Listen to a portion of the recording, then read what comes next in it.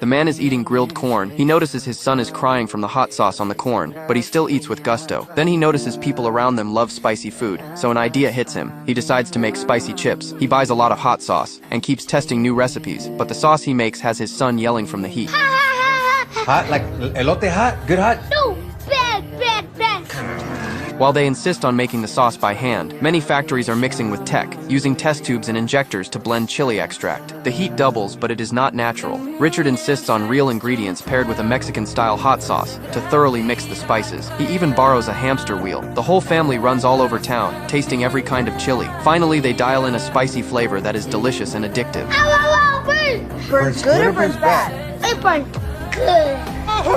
Yeah! After the hot sauce succeeds, Richard goes to the factory manager. The manager ignores his advice and mocks him for not going straight to the president. So Richard digs out the headquarters number and calls the company president in Italy directly. I have an idea that you need to hear. I'm listening. We eat Doritos, but not before covering them suckers with tapatio. Like the more it burns, the more money we'll spend on it. So I thought, Why don't I make my own spicy slurry? and I got a plan, Mr. Enrico, to get into the streets, to get to my people. A lot of confidence there, Richard.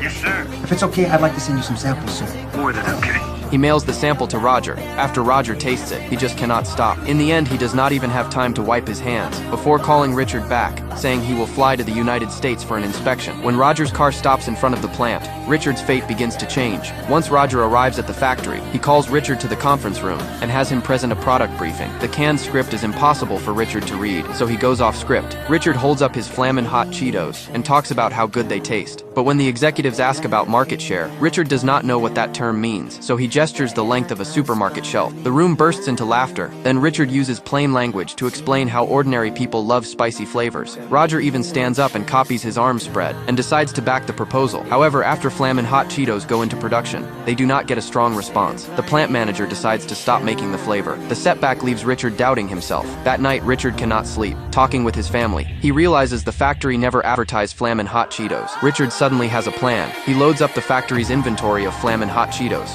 onto a truck outside, then has the neighborhood crew hand them out for free. His family heads straight to the supermarket and buys out every bag on the shelf. As other shoppers look over curiously, Richard seizes the moment to pitch the snack. The customers are amazed, and people start snapping up FIamin'Hot Cheetos. The first quarter sales report lands on Roger's desk. He wonders how much the plant manager invested. When he learns the manager did not spend a penny, Roger is furious. Roger calls Richard. He places an order for 5 million units. That night, the dying factory springs back to life. Every production line starts up. 6 months later, the plant is back to its peak size. When Richard comes to clean the second floor, Roger has been waiting at the office door. He slides a nameplate into the door right in front of Richard. Richard becomes the marketing director, as everyone starts applauding him.